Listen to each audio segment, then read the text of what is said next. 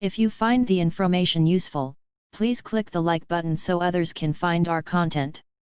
For more information, please visit us at thejerusalemassembly.org. If you have questions, contact us on our Facebook page. The links are provided in the description below. November 8, 2020. The Spiritual Renaissance of the Year 2020. By Ruben D. Garcia. Greetings, my beloved and faithful friends. I know that it has been a long time since I have addressed you with a spiritual article. Please, accept my sincere apology, since many of you follow me on my website, which has become a lighthouse of spiritual awakening for so many of you. Personal and medical issues impeded me from being able to provide you the messages. However, I am back to continue my mission to bring to all of you the redactions given to me in the last 6 months, and especially what is to take place from the day of the presidential election to December 21, 2020.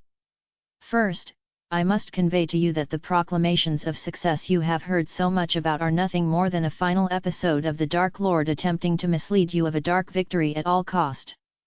This article will open the door to the potent spiritual evolution, transformation, and accountability to every single act in which integrity, honesty, and truth have been maliciously and intentionally abused, however it has happened to a large audience. Second, there is a very potent, divine, and somewhat mysterious agenda and force creating this current chaotic and deceptive environment. The question that must be addressed is, who is doing it?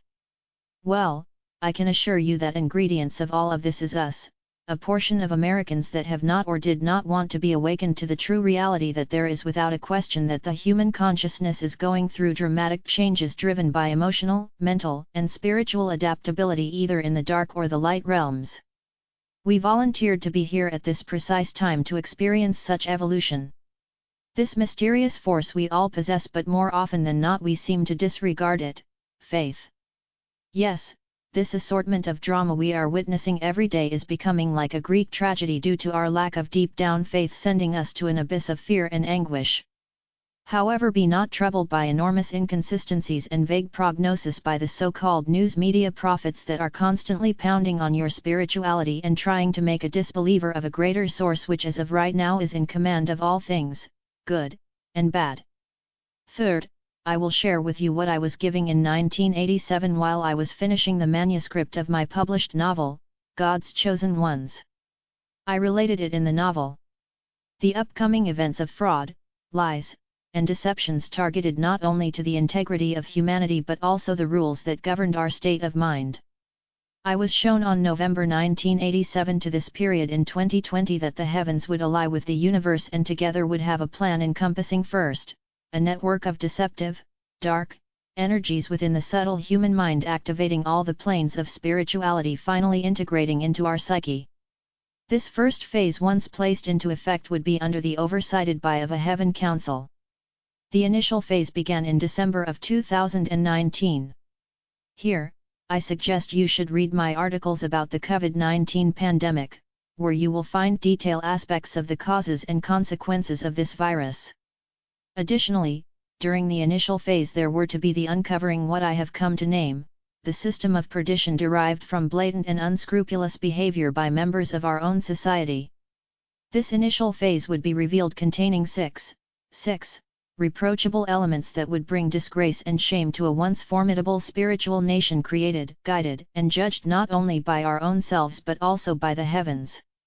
These 6 elements or manifestations, negative energies, that govern the realities uncovered after the day of the election and the governing celestial authority that allowed for it to be placed into effect, ensuing acts of perversity were inconsistency, degradation, manipulations, degenerateness, degressive acts, and most important, defercement. All of these basic acts of deception toward the cardinal virtues found in the annuals of this nation's fathers and humanity's existence were to be the cornerstones of freedom and democracy as the guiding light to many other nations. Therefore, because of the vital importance to ascend humanity to a higher level of beliefs and divine manifestations, the heavens put us, America, to the test, to see if we were worthy of the freedom we have taken for granted, call it a final exam if you will. It also, conducted to observe if the youth of this nation would be willingly to be responsible and receive the title of a patriot, a knight, a warrior worthy to defend righteousness as our predecessors did with their own blood. Thus, the test for America is just beginning. The nation is under siege by we have come to known as corruption. Many people have echoed, said, shouted that we are a divided society. However, for me it is not true. What is really the sad truth is we are a nation separated from God. Therefore, that is why the Heavenly Council and the universe have sought to see if we can be worthy not only of the everlasting unconditional love the great I Am has toward all of humanity, but also to recognize that God is within all of us. Consequently, the heavens expects for us to act in similar ways. Until this is achieved, perversity, mendacity, and deception will keep from having the union with God, and just as the great Master and Lord Jeshua taught us, love one another is the mandate of this troublesome episode for America. Is it achievable today? That is the test upon America. If we can do it, the rest of the world will follow suit. If not, well, let's not think of it just yet. Remember, God is love and mercy, and He has the last word. Therefore, my fellow Americans, this is a current test of faith, trust, belief, and manifested obedience to all of what is expected not only from every American but every human being on this planet. The idea is not only to recognize but to accept that this is the only planet available for us, and such mandate of obedience and respect toward the principles of truth, justice, and peace comes with heavy and irrevocable conditions. So, the universe has embarked us on a cosmic spiritual journey filled of obstacles and emotional deviations to determine whether we can learn to trust and believe in the sanctity of the human spirit, and above all, can humanity forgive.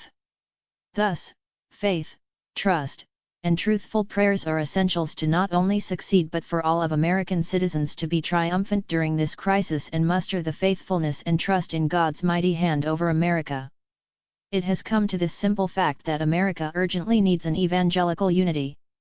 No longer has separation of ideology or perspectives as it been for so long, and finally this separation has been brought to life during this presidential election for our nation to recognize how divided we are. I called it the spiritual civil war.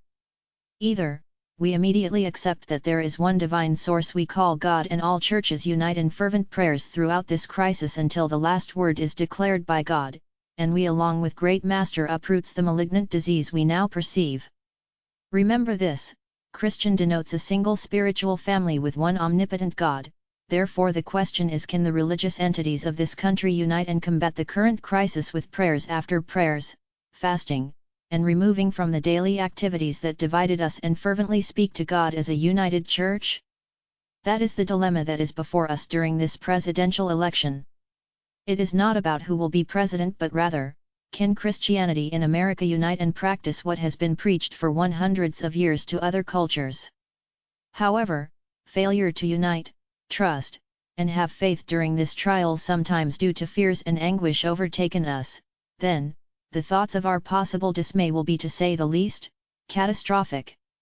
In the next article I would address when this celestial journey captures all of our fearsome emotions due to apprehension, anger, frustrations due to deceptions now in a rampage throughout our nation. Don't let these fears take you away from the trust and love in God and His wishes for a Christian unification. Be cognizant that these are the negative emotions, energies, for you to experience. It also assists you in learning how to cope with the various divine experiments relating to the free will every citizen of this nation possess, because we are the light for those others watching us, and we are not only being scrutinized by a celestial realm but by the other nations. I will include also the calendar of these ongoing divine events. Be strong. Believe more now than ever that the Supreme Source, God, will see America favorable and return the spirituality and holiness our forefathers believe in and placed their divinely inspired words that made our rules of laws but also our divine destiny, not only to dwell in peace in this planet but also to be the teachers and guides for others within the great and vast universe in which we are a part of it. God always has the last word in the last chapter. Let's hope is in our behalf. Peace and harmony to all of you.